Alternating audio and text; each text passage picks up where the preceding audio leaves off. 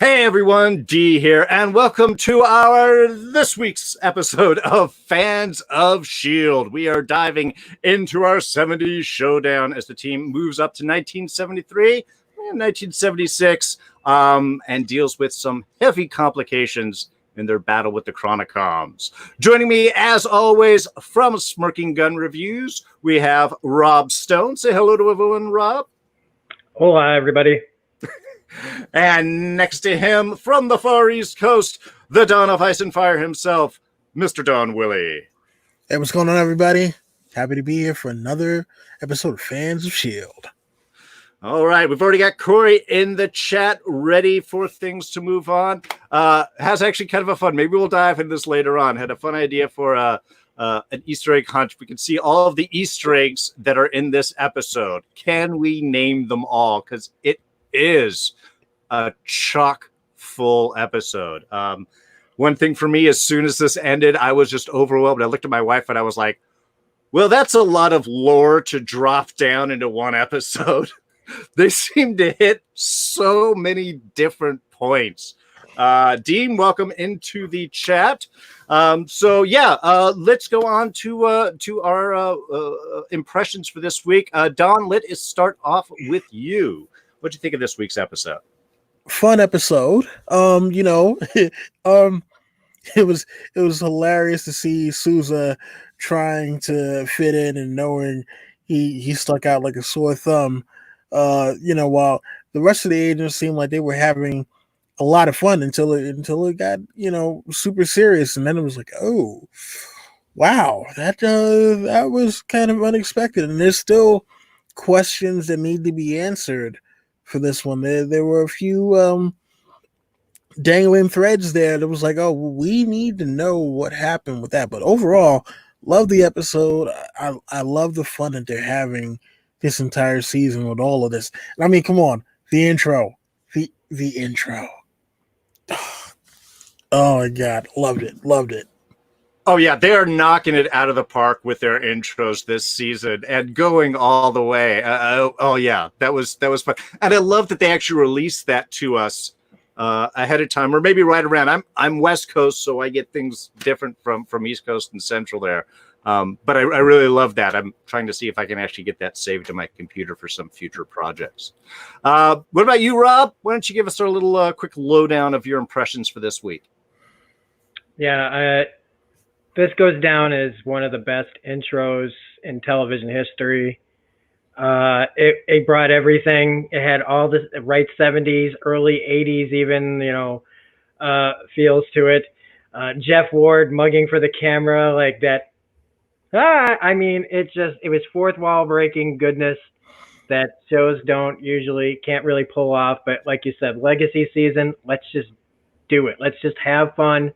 And just as I'm getting ready for all the things I wanted, this got real serious, real fast. And it's like, if you guys have seen my thumbnails, I finally fit into my Winter Soldier outfit that I bought like 2 years ago. And boy, was it like, I didn't know that was going to be a big part of the story, was Project Insight all of a sudden. I was like, heck yeah, I put on that Winter Soldier outfit and started making poses. And but that whole thing, Deke's move against Malick, Enoch not letting people forget that they left him there for 40 years, finding out more about May, that subtle moment that she had near the end of the episode, I thought was fantastic. Gemma, oh boy, Gemma, and then what Mac had to go through, the throwback uniforms, this and the technology that Hydra has now, and the fact that it's now Gideon Malick wants to do something with powers and things. It's just, this hit it on all cylinders. This felt like a mid-season finale, and instead it's just episode 5. We've still got 8 episodes. For sure. And I think that was the great thing about this week, is not only do we have so much fun with the 70s and the music and Enoch's awesome rescue. But it does. We get a nice tonal shift, right? Halfway, 3/4 through the episode, where things get very heavy, and the threats that are there, and everyone's trying. Yo-Yo, beautiful move of trying to run out and get out of the ship before it time jumps to do something there. I mean, the stakes, I think, really laid heavily in this week, and I thought that was something that, I enjoy. I love the lightheartedness, but I also love how the show is able to add that and then still punch you in the gut 2 seconds later.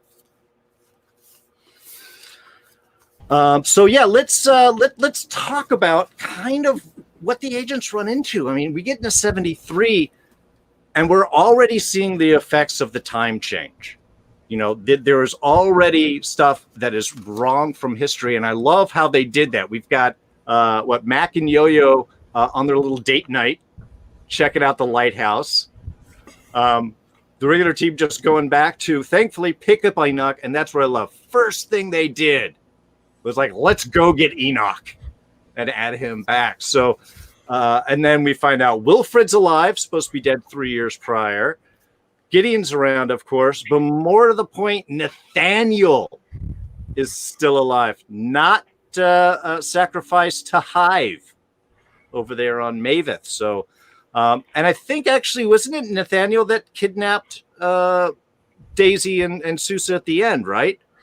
Because he was the one that saw him use their powers, and so that's what kind of got into his head. So we get to see a real darkness in Nathaniel that we've never really experienced. What do you guys' impression of our Malick family here full force? I mean, well, I'll be honest with you. I had forgotten about the Nathan Hive thing. Like, I actually had to go back and watch that, and I was just watching the scene where Gideon is telling Ward about the history of Hydra, and how that came to be with them trying to bring Hive, and having the block of the monolith, and telling me this transports you to another world, and that's where Hive is, and he was one of the first Inhumans. And I was just like, I had forgotten all about this, and this from 4 seasons ago. So yeah, man, there's so much there. And I mean, look, that was one of my favorite seasons, and especially the episode where Gemma is stuck on that planet for all that time too. Didn't that get nominated for an Emmy, or at least it should have gotten nominated for an Emmy for Elizabeth Henrich's performance. So to see them, kind of decide, okay, we're gonna do something different. We're gonna shock the system. Not only is Wilfred going to be alive, but Nathan's going to be alive. So he never got sacrificed to Hive. So what's going to change from there? And then we got to think about, like, later on, yeah, he kidnapped Daisy and Sousa. Deke shot Wilfred. And, status quo that. Yeah, and one of the threads that was definitely left over was, what was in that picture? What was on the picture that was in the envelope? Because, it's something that obviously Yo-Yo recognized.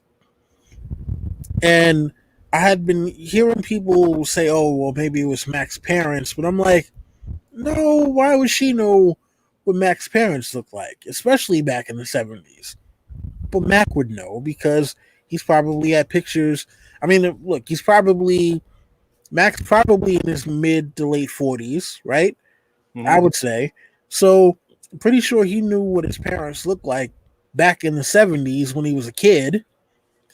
So, and probably got pictures of him around and all that, at his home. But, why would Yo-Yo know that? Right. So there's got to be something on those pictures that's still very, very relevant that we need to know about, and Gideon, Gideon is a douchebag. He's consistent, at least. Yeah. So. Yeah. What about yourself, Rob? What's your Hydra impressions with our Malick family at full force here? Well, I'd forgotten about Nathan too, and I was when I go back to reviewing Agents of Shield's past episodes, I'm in season 3, and I'll be keeping an eye out for that. I just kept like you mentioned. Well, I think you mentioned, and I know I mentioned in my review, is I just kept getting distracted by how bad the makeup was on Wilfred Malick. So when Deke shot him, I was just like, oh, thank God, because it looked like he was in the middle of a transformation into a werewolf. Oh God! Just wait for him to cut out some fangs. We're like, oh. Okay, what was the hair not gray enough? Was that it, or was it the actual makeup? Really patchy. It just looked like somebody just slapped it on him in pieces. You could see. It felt like you could see all the pieces. It just, I don't know. Every time I looked at him, I just couldn't take him seriously. He was like the cheap 70's version of the most interesting man in the world, but the knockoff version of that you get at the bodega, Yeah. I mean, what? So instead of the most interesting man in the world, he's more like, he's an all right guy. I mean, well, you know what? Maybe, and perhaps, hear me out on this. Maybe that was part of what they were going for. If you look at the filmmaking techniques that they used, this was a lot of old school filmmaking, rack focus, kind of like you go from one extreme to the next. Like when they busted in on him, right?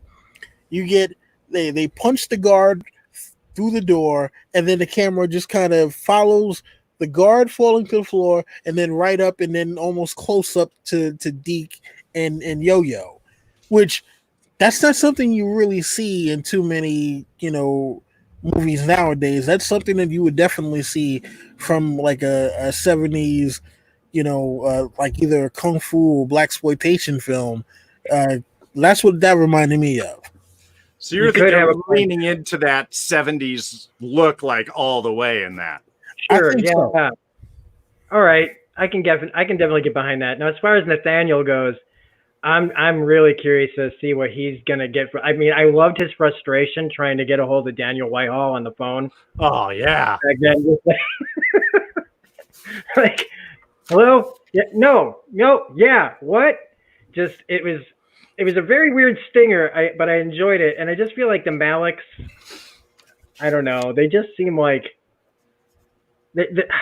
I've never really been that impressed with them, but like, again, watching them in this, if you want to take it that 70's kind of style, I'm curious of how that they're going to work that out. But the thing about him not getting sacrificed to Hive is a big deal, because that repercussions of that is wide. Killing off Wilfred, I think, like they said, it's the ripples or whatever that he, it's not going to really affect anything. You're supposed to be dead anyway. But the time, like maybe 3 years difference, they still have to fix all of this. So I don't know if they're going to pull some sort of, I don't think it's going to be convoluted, but they've got to figure out a way to just reset all that, or kind of like Sousa, they can't just pull them out of history. Their part of it is shrouded in mystery for me. No, at this point, there's almost like a time reset that has to done, because this is starting to again become that snowball effect of changing time. It's not just one or two people alive.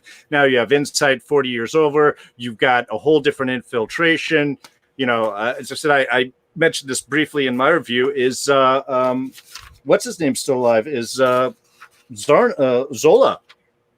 Is he still alive? Did the Chronicons maybe keep him from dying from cancer and not in there? Well, I mean, it kind of keeps things interesting. But one thing I thought that also with Nathaniel being alive is that could make for a real interesting conversation between him and Daisy, who could bring up, your brother killed you, sacrificed you to an ancient god. I'm curious if those, they're going to really start playing with a lot of these ideas. Kind of a sibling rivalry kind of thing. Try to get them to fight amongst each other to gain the upper hand. Kind of like what they would do with Ward whenever they needed him to get in his head. They always brought up his family, and he'd get real messed up about it and start blaming everybody but himself. And it was always like one of his weaknesses. So maybe if they use that same tactic on them, they could get the upper hand because they just know how to push their buttons. Right. And as for the envelope, the first impression I got is that it was like Yoyo's parents, because I think when Wilford pulled them out, he looked and he was like, can't we just add them to the list, like the insight list? And those would be something if they knew that it was Yo-Yo and Deke, because that's what he said. He knew that you would be the ones to come in, that would be something to hold over. There's nothing to hold over Deke because he's from the future. Here's your parents in 40 years. We'll think about killing them then. Unless it's Coulson and May. I'm imagining it's simple like that. I'm imagining it's someone that also, that if Deke would have opened the envelope, he probably would have recognized them too. I couldn't necessarily see it, just being, that it's just her parents. Yeah. I don't know. I mean, look, I'm not saying definitely no, but there just seems like, it seems as though Malick was playing at, hey, yeah, I'm going to show the both of them this picture and they're going to back down. Okay. Yeah, let's see. Corey in the chat mentions it's Coulson Devante. My chat's moving too quick. Devante Smith mentions kid versions of Coulson and May could be in the picture. Sure. Well, I know I've brought this up briefly before, and again, it's just a spitballing if we're just throwing things against the wall. But if the picture had something that had to do with Mac and Yo-Yo, I would say maybe it was a picture of Mac and Yo-Yo with a couple of kids from the future, that they would have a family and they know the future. If there's a picture of them as a family with kids, they open up, they see that picture saying, we can take care of this. You will not, this is your future. We're going to make sure that doesn't happen if you don't stop right now. Something like that, some sort of like emotional blackmail that could say, that would trigger them. Because again, like I said, I know we said that Gemma had did a scan and Yo-Yo's not pregnant, and maybe that's true, but if the Chronicoms know all of history, they could pull up anything that would happen that could, potentially screw somebody's head up. And if Deke would recognize Mac and Yo-Yo and would recognize that those are probably their kids, and that this is from the future. And Deke, I think Deke, one of the reasons Deke killed Wilfred was because he had his chance before and he let it go. Right. And this time he wasn't going to let it go. This guy was threatening them and he just unloaded on him. Like, just forget this guy. If I take him out, maybe what he just showed me won't happen. Yeah, that's a good thing, and it does follow up with what was it? Coulson reminded us again this week about the deal that the Chronicoms offered him, and if they didn't, they would alter history. As you said, this is what they're doing. So that would kind of fall into line. We will continue to alter history in your potential futures if you continue down this road. So that's a really good take. I like that. I like that a lot, Rob. All right, I want to check through the chat and see if there's any other big comments. Yeah, everyone loves the intro for sure because they're awesome. Oh, actually, we'll use this as a nice transition. I think this is perfect. Barbero had to jump in and jump right back out in the chat, but he did want to ask, do we think Gemma's memory will deteriorate so fast that it will make her frantically violent? Which is an interesting interpretation. But again, as you all know, we have been debating what's up with Gemma. The LMD was put on the table, taken off last week. I'm not saying it's totally back on, but I don't think it's totally off either. When you get the red glowing necky thing, it's usually a sign of something going on there. So, yeah. Why don't who wants to take it with their first impressions of what is going on with Gemma now? What's the new take? Okay, I'm glad I'm not alone in going. Oh, I was hoping you guys were going to have some definitive answer where you're just going to be like, oh, that's what this means. The first thing I thought of, and it's separate from this show, but it reminded me of the replacement aliens in the X-Files who had messed up spines. That's how you could tell that they weren't human, is they had these like metallic bone things coming out of the back of their spine. It was the first thing that I thought of was like a replacement, and that she's like, they talk about in the upcoming promo about putting consciousness in a Chronicon body. Right. Mm-hmm.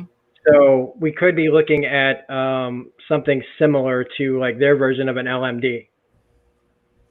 Okay. But see, Kevin Waters in the chat, Gemma is Psychotron. It's a Megadeth reference for anybody that doesn't grab that. I appreciate that. What about yourself, Don? What do you think's going on there with Gemma?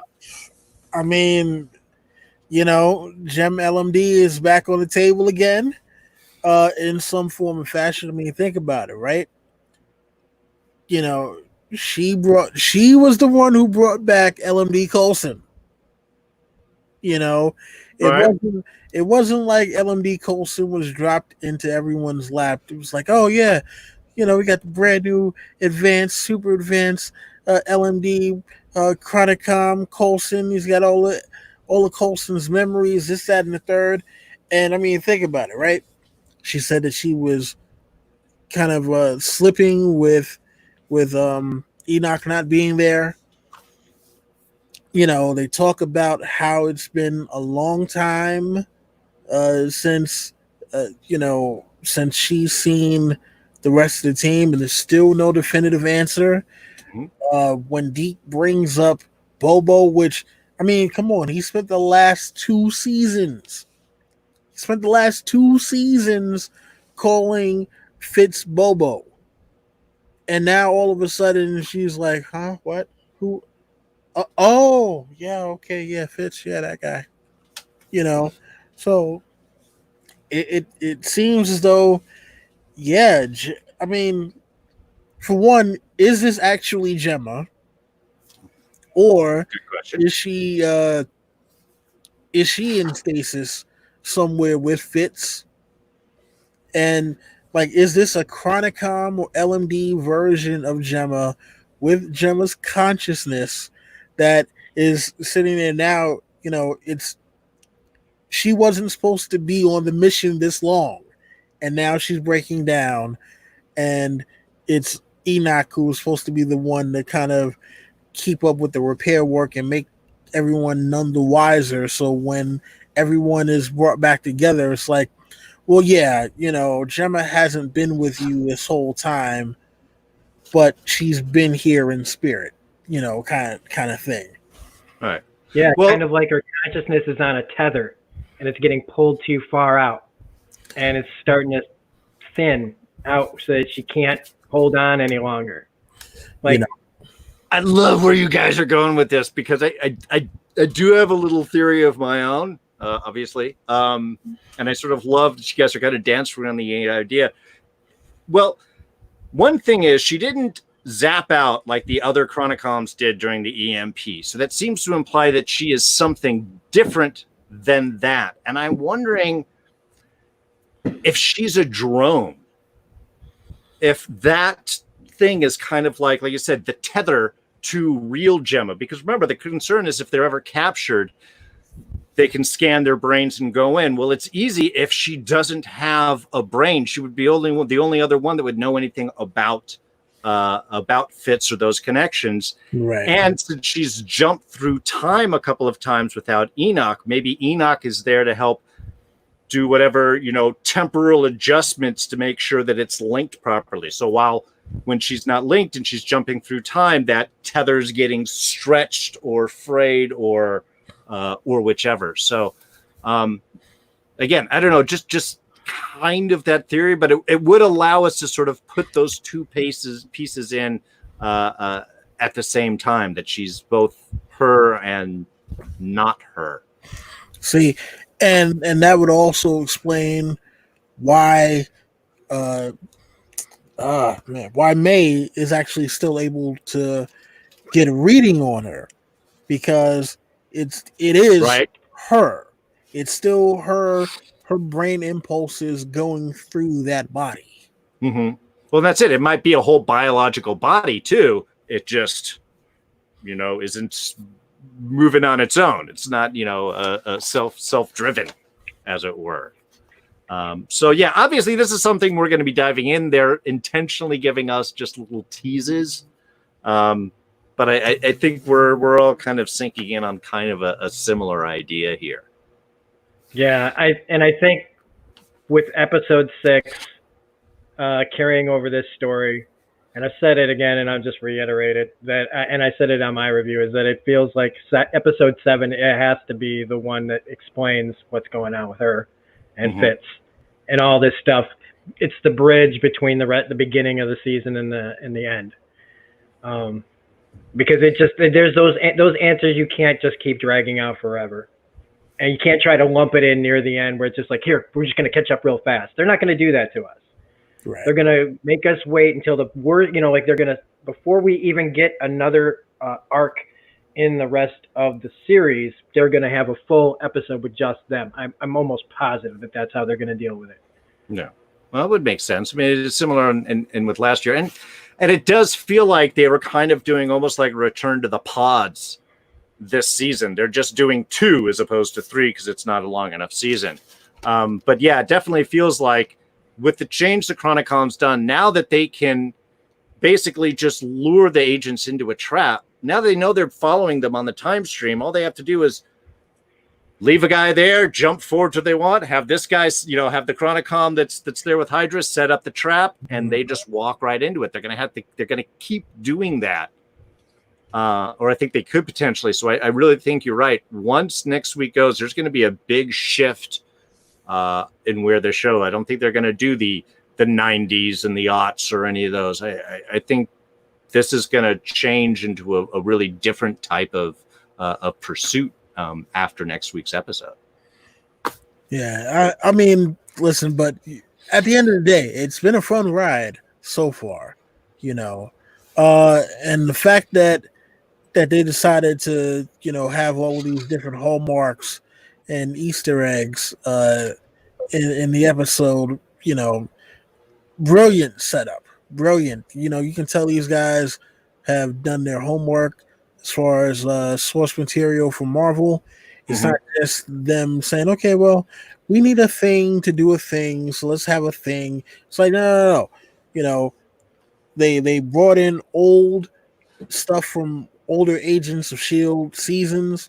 They brought in stuff from comic books, and I like the fact that they're finding ways to tie all of this stuff together and make it very coherent and keep it lighthearted, but still when they need to drop a hammer on you, you get a hammer.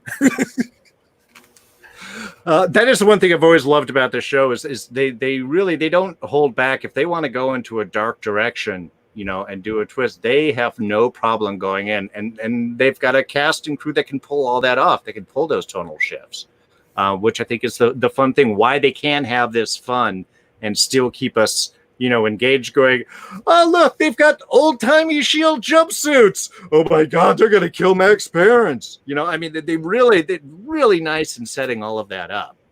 No, Devante, we are not calling Gemma a toaster. She's not a Cylon. Ooh, but there would be a crossover I'd watch. Actually, I'm rewatching Battlestar Galactica right now. Late at night. The 2004 series. Okay. I don't know. I've seen the original so many times. I could do half those episodes probably in my head. But I love the filmmaking on that show. We won't get into that, not on this episode at least.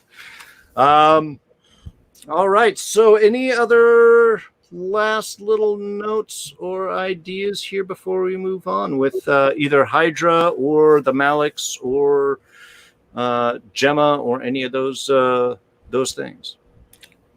No, I think we've said all that can be said about those particular entities. I mean, I think it might be time to move on to Mr. Trout and Milk himself, Agent Daniel Sousa. Well, why don't you take it away, Don, there, man, to get us into Daniel, because, yeah, he was on fire this episode, for sure.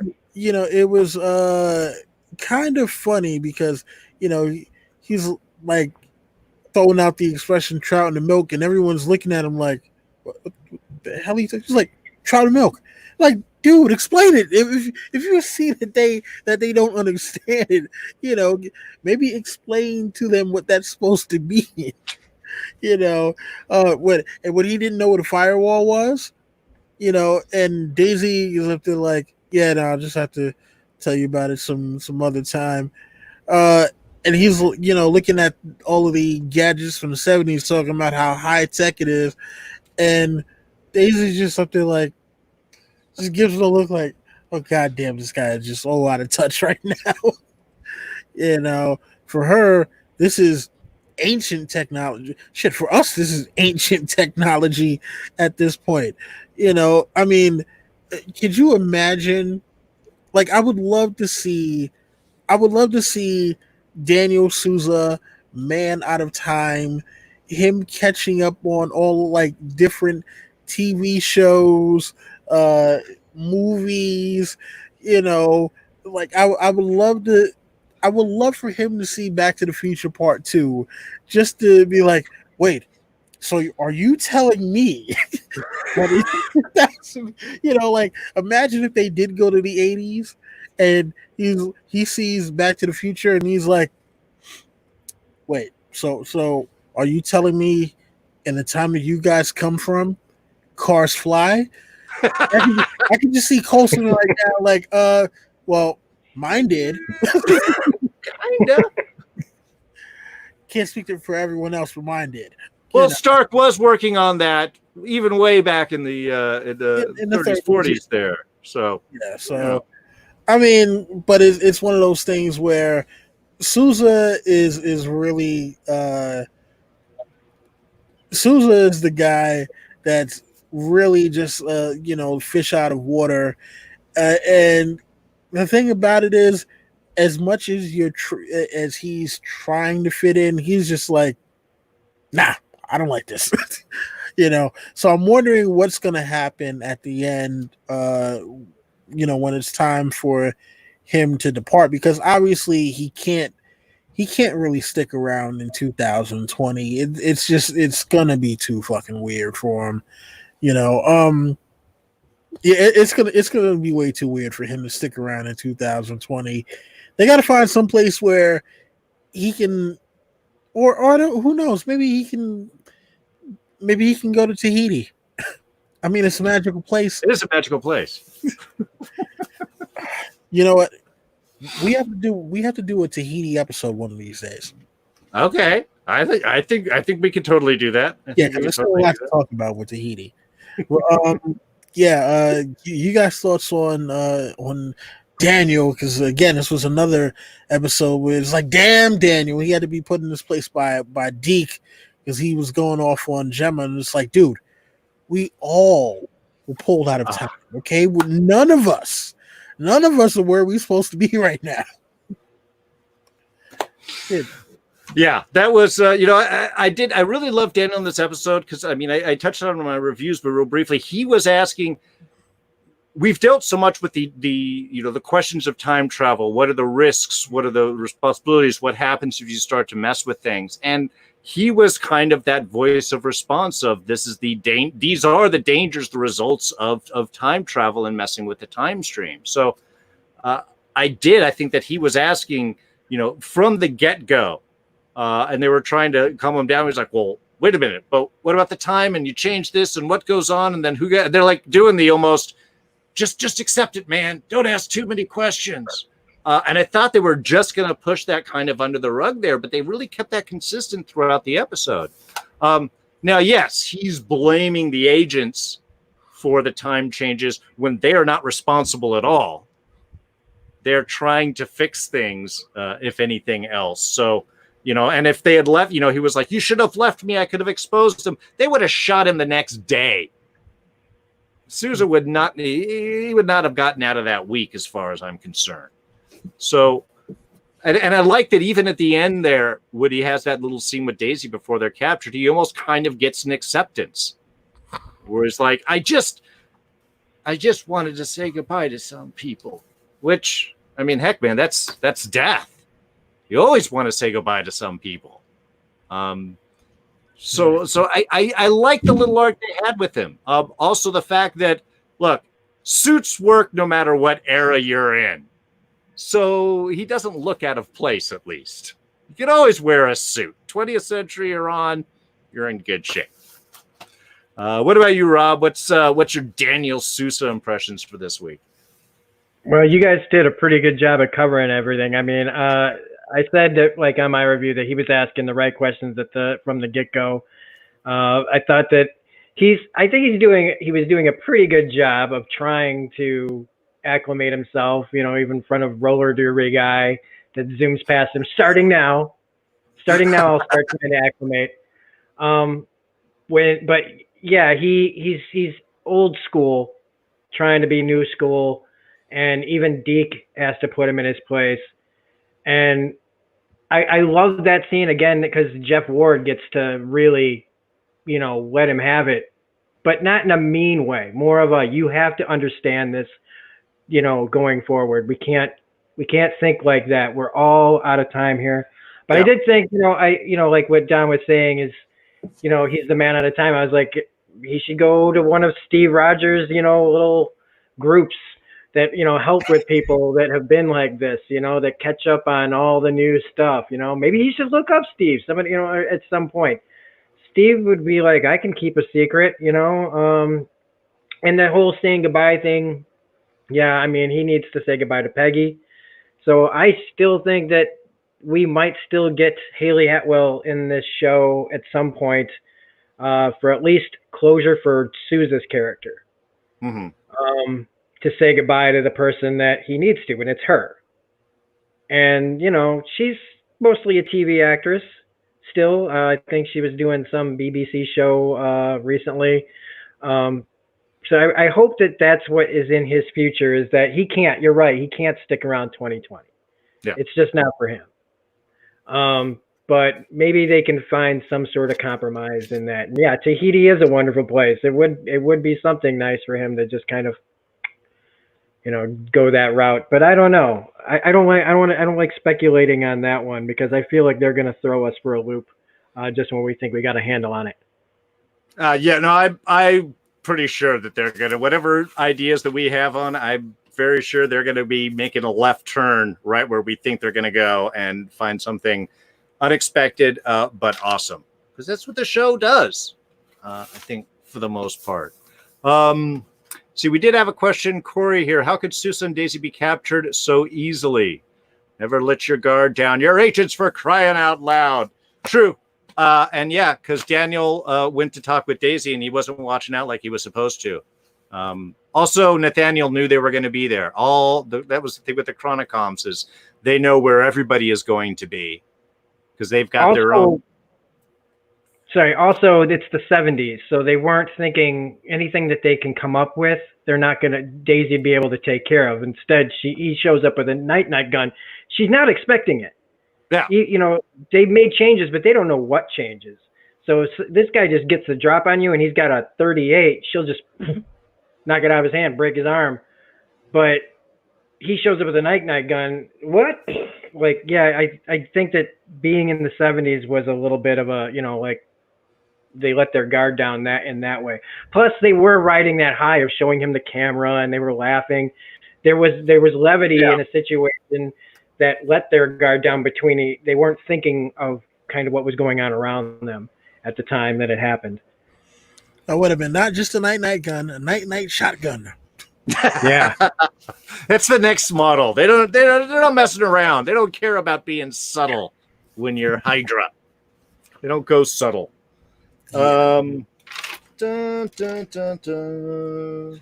Okay. Yeah. Let's actually take a brief break here before we go into our the rest of the stuff. Want to bring up next week. I think we're going to do our big fan episode. It does feel like next week's going to be a big episode, so we might end up going a little bit long. But I do want to bring in some fans, all of you in the chat that are showing up every week. I want to give a chance for you to jump in, be on the show, ask your questions. How it's going to work is in the chat, I'm going to throw in a link, and that will take you over to the StreamYard broadcast booth. You'll click onto that, pop in, and then I can throw you into the chat and toss you out if you end up doing really crazy things we don't want to have on the video here. But you're all awesome, so we know that's not going to happen. We can get, I think, up to 6 people, maybe even a little bit more. It can be a pretty big group. So we'll probably rotate things through, let people ask a question, to do a little chat. I want to try and get as many people to jump in as we can. So next week, have your questions definitely standing by because we're going to make it a big fan episode. And I imagine that we will have a lot to talk about by the end of next week's episode. Let's see. And okay, well, all right. How about Easter eggs? We were getting a few questions with Easter eggs. And like I said, tons of lore, tons of references throughout this, not only from previous episodes of S.H.I.E.L.D., but also from the movies. We get the obvious ones. It's Project Insight. That's from Winter Soldier. We've got Patrick Warburton, General Rick Stoner, in from previous episodes from The Lighthouse. We've got the jumpsuits, old classic S.H.I.E.L.D. jumpsuits from way back. I mean, from when Nick Fury was Nick Fury's dad. And when his dad was an agent of S.H.I.E.L.D., not the director. An agent of S.H.I.E.L.D., exactly. So, very cool stuff. I was starting to write down, and I kept getting distracted. What other Easter eggs do you guys remember catching in with this episode? Things that's popped out for you? I mean, obviously, Daniel Whitehall. Let's see here. What else? Bruce Banner's name in the computer. Yes. Right? Bruce Banner, Nick Fury, Peggy Carter, all 3 got name dropped. The Avengers. Mm-hmm. Trying to think what else. We obviously, with Nathaniel alive, that gives us our Hive reference as well. We talked about before. Enoch. Come with me if you want to continue to exist. Oh, yeah. Perfect Terminator reference right there. That was awesome. My favorite scene. Yeah. But I'm sorry, but for me, what almost eclipsed that line is the one he gave right after it, which was the fuel. This car has got the fuel economy best in class award, and then hits the gas. Fuel economy best in class. Oh my God, that was funny. Oh, yeah. I didn't get ready to jump on the hood or anything. I got everything that I needed from that scene. That was so funny because he's sitting there talking. He's practically monologuing. They got to get out of there. And it was almost like he was doing it on purpose. Yes, we could go, but I'm going to mention everything about this car first. You made me wait 40 years. I'm going to make you wait in this car another second. I'm going to tell you all about it. You want to hear about what kind of subwoofer I have in the back? I mean, the funny thing, what did you guys notice? He tells everyone buckle up. No one put on a seatbelt. Yeah. They barely had something. All you had were lap belts. You had to be fancy if you wanted to get one of those shoulder belts, man. 1970s, America. Yeah. And of course, by law, you didn't have to wear one. Yeah, way back in the day. Yeah, listen, forget about crash ratings. Forget about airbags. You know? Airbags. Airbags. Yeah, those were like the little puppy things that you put inside of packages then. That's about as far airbaggy as you got. Yeah, man. Yeah, a bunch of kids in the back seat holding hands. That's the seatbelt. Your mom reaching across and putting the hand in front of you in the passenger seat if you're stopping real quick. That was the extent of it. Oh, yes. He says reference to the lighthouse. Yeah, because Wilfred referenced his whole thing, the estate, and then we come to find out the estate is overlooking the damn lighthouse, which that was kind of crazy. See, that went right past me. I was trying to pick that up, and I was like, they mentioned something about being there, but you haven't been. But I don't think they have. But yeah, if we go back to the whole Gideon Malick reference, so yeah, see, I mean, those are fun things that even all of us don't grab. Yeah. And Project Insight in of itself made me replay the entire Winter Soldier movie in my head in like 5 seconds. Which always worth reviewing. I really dug that that's where they went with it. They took one of my top 3 favorite Marvel movies and brought up that storyline and made it going to be a huge thing. So like, they, what are they going to, does that mean that none of that will ever happen now? Like all that stuff, like what would they be doing with Bucky then? I don't know. Like, yeah. Sorry, I got really jazzed up when they brought that up in the episode. I was really excited. There was also kind of a fun Agents of S.H.I.E.L.D. inner reference there when they're on the date night when they see all of the agents moving around, and Yo-Yo looks like, have you ever seen a James Bond film? Okay, if underground bases and matching jumpsuits never goes well, which is perfect because he's always talking about zombie and robot and alien movies. So yeah. I thought that was a perfect kind of like playback for him. So now Mac gets to be on the receiving end of the lecture because he's normally the one giving the lectures. Like, wait. No, we can't do this. Haven't you ever seen this kind of movie? Mm-hmm. This happens all the time in the Twilight Zone. Like he's that guy, and now he's like, wait, now what are you talking about? I was like, Mac, come on, bro, come on, Mac, come on. Yeah. Honestly, I'm gonna have to rewatch, and I'd have to list all of this because I am sure that we probably don't even have half of the references they managed to squeeze into this episode because it seemed like constantly there were small little things just peppered throughout the episode. So I mean, we got the Bicentennial. Yeah. Which was awesome. 1976. 1976. I remember having those quarters all the time. Bicentennial quarters, man. I'm trying to think of what else. Question? Yeah. Was Yo-Yo using her powers when she tried to get off the Zephyr? I think she was trying to, but I don't think that they ever kicked in. It's like I think there was a few moments where there was like a little shimmery thing, like she was trying to. But I don't think that they did. So, I mean, obviously, that's still something else that we've got to sort of sort out. It was kind of weird, though, because it seemed like she got to the door, it went to 0, and then, like, as soon as she looked around, Coulson was right there. I'm like, yeah. How did he get here so quick? Well, that's it, because, I mean, if she didn't use her powers because she never snapped back at any point. She only ended up right there. So I think that's what she was maybe trying to, if she could get out before the time jump, then she wouldn't be able to snap back into the ship, and that she would just be there. I'm guessing that was her plan, but they didn't go in. Let's see. I'm looking at the chat. Easter egg, kind of. Daisy calls Phil dad. Remember, told him way back he wasn't her father. That's another one that I totally missed. Yeah, that's when he was talking about how Dooley used to have like a special booth in the speakeasy, and she's like, all right, come on, Dad, Enoch's been waiting for us for 40 years. See, it was a throwaway, and that's why I missed it, but those are the best lines.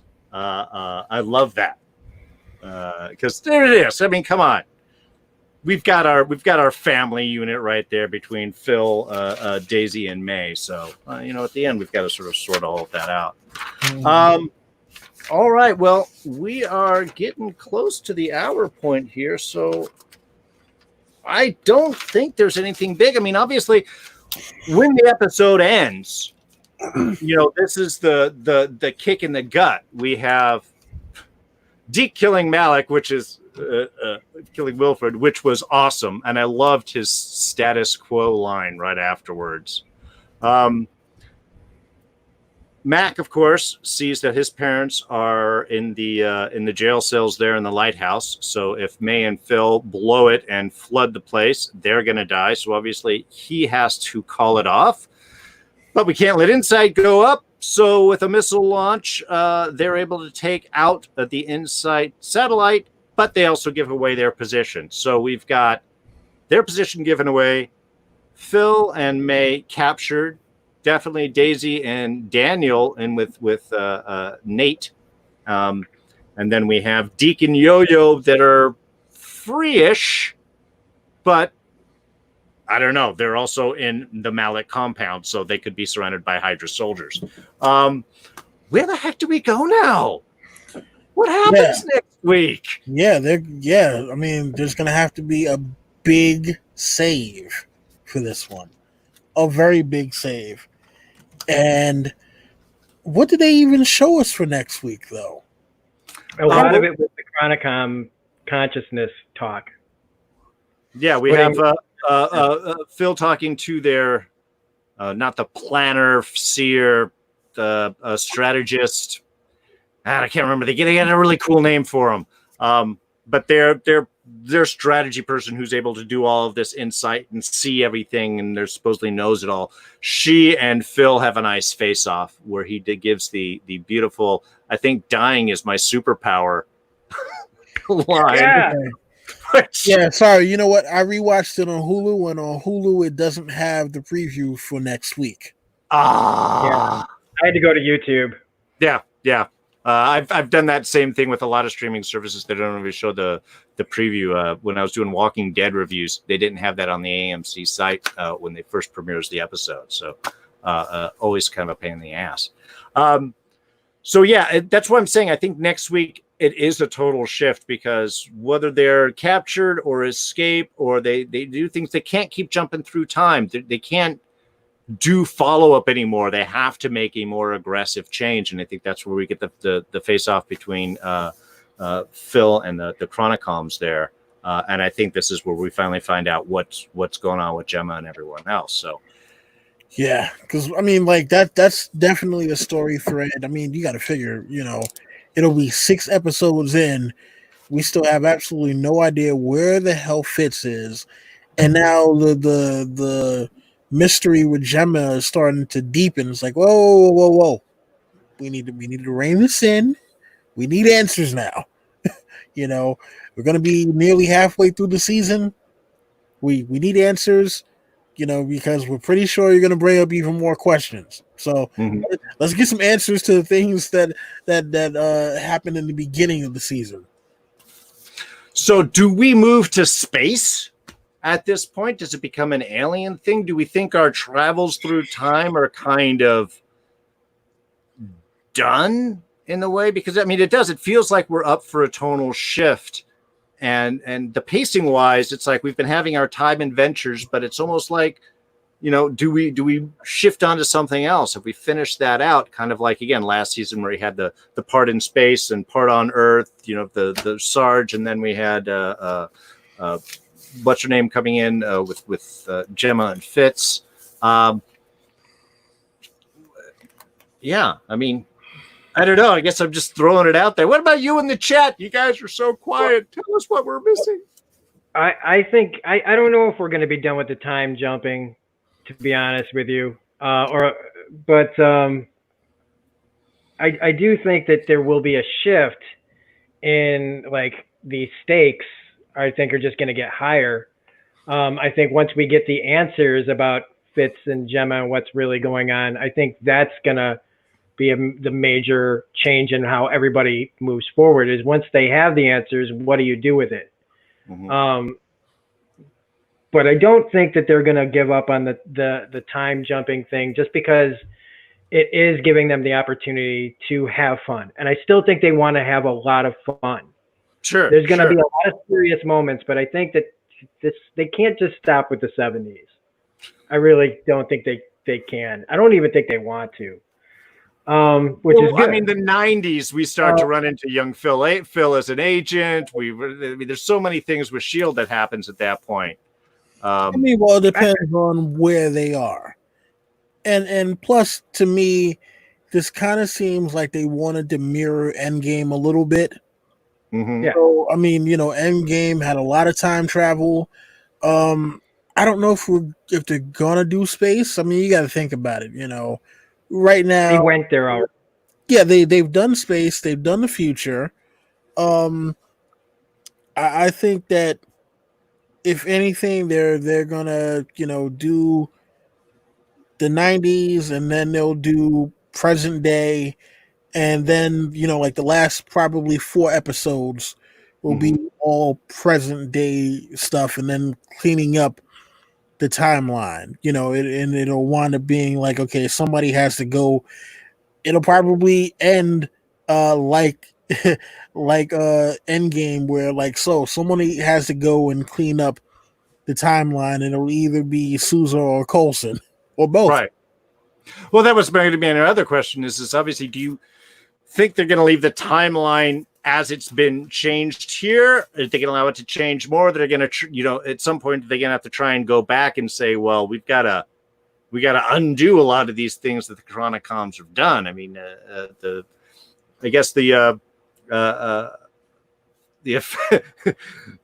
effects from everyone else of time travel does become, like you said, a large kind of blossoming problem there. It ends up hitting everyone.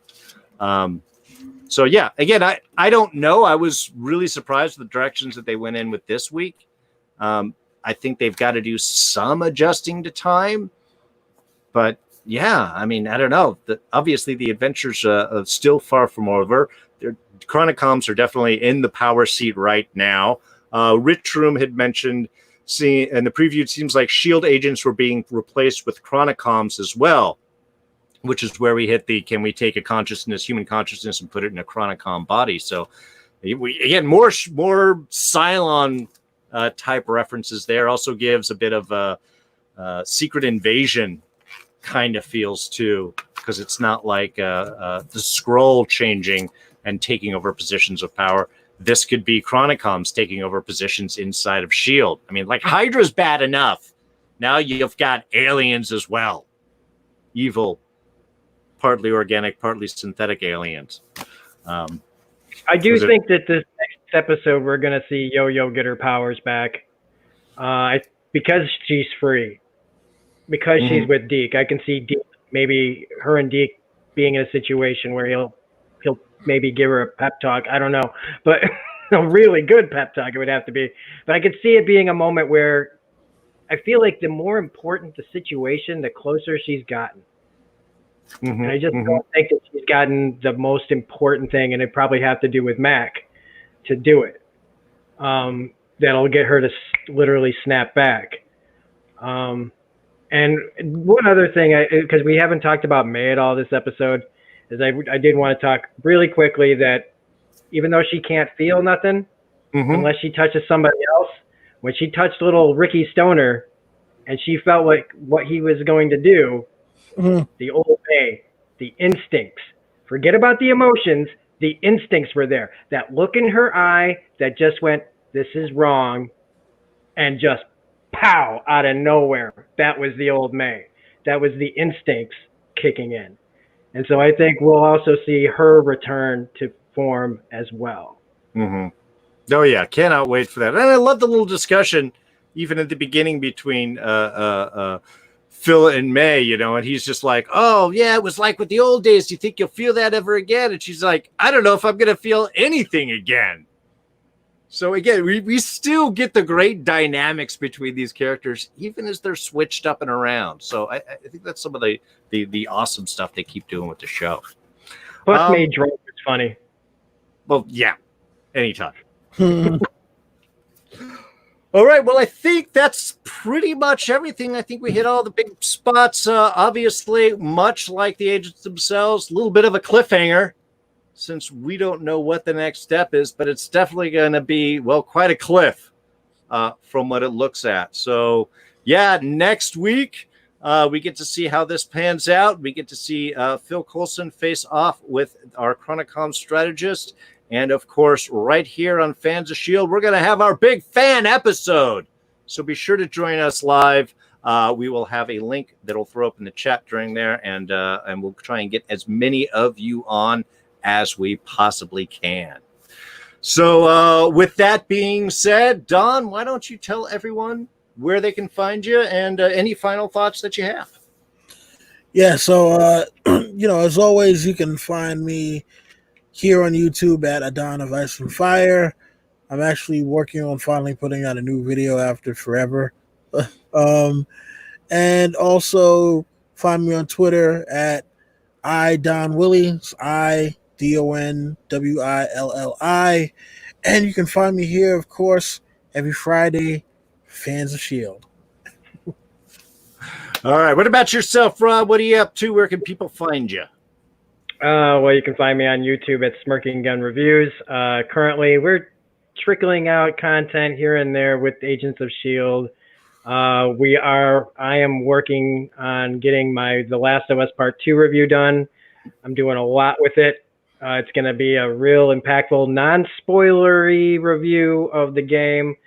Got a lot of clips from the game and a lot of how I was feeling throughout, because while I played that game, there's running commentary and how it's affecting me and how it makes me feel and with the people that watch me play it. So that's coming on Sunday. You can find me on Twitter at reviews_gun. And yeah, that's about it. Busy guy. Wonderful. Yeah, I'm really looking forward to checking out your Perry Mason reviews. I just know there's spoilers and I haven't watched the first episodes yet. So that's definitely something that I want to check out on your end. Honestly, that review is not very spoilery. I just put that in there out of habit. I pretty much just talk about the differences that your audiences are going to feel from watching the old Raymond Burr. Oh, God, yeah. It was more as groundbreaking as white. It was, yeah, to this Game of Thrones-esque version of Perry Mason, which is very hardcore and does not shy away from the ugliness of old Hollywood. Sure. Well, it is HBO, and that is their bread and butter. Yeah. So, yeah, awesome. And, of course, I'm D. You're watching my channel right here, D's Reviews. Of course, we're covering Agents of S.H.I.E.L.D., both full episode review late Wednesday nights, Thursday mornings, and, of course, Fans of S.H.I.E.L.D. here every Friday night at 7 p.m. Pacific, 9 p.m. Central, 10 p.m. Eastern. Please be sure to like this video if you are enjoying it. Hit the bell, subscribe. You get all notifications whenever new reviews are dropped out. This format is awesome. This is definitely one of the directions I want to go in, especially with these two awesome people. Last week after the show, we ended up spending about 20 minutes talking about pulp culture and TV. And I wish Rob was like, we should have recorded that. But that's the exact type of thing that we're want to try and move into here, is these types of reviews and these discussions, make them a little bit more interactive. It's a lot more fun than just talking into a screen. It's more nice. It's more fun to have interactions, feedback, questions, comments. Thank you, everyone who showed up in the chat for live. Corey, Devante, The Rich Room, Kevin Waters, Barbero, who is here for a moment. I'm missing people as I get all the way up here. Deem, Alexar, anyone else that I missed, I'm very sorry. I will get you in next time. Please join us live for next week. Big fan discussion. Until then, we'll catch you all next time. Bye-bye.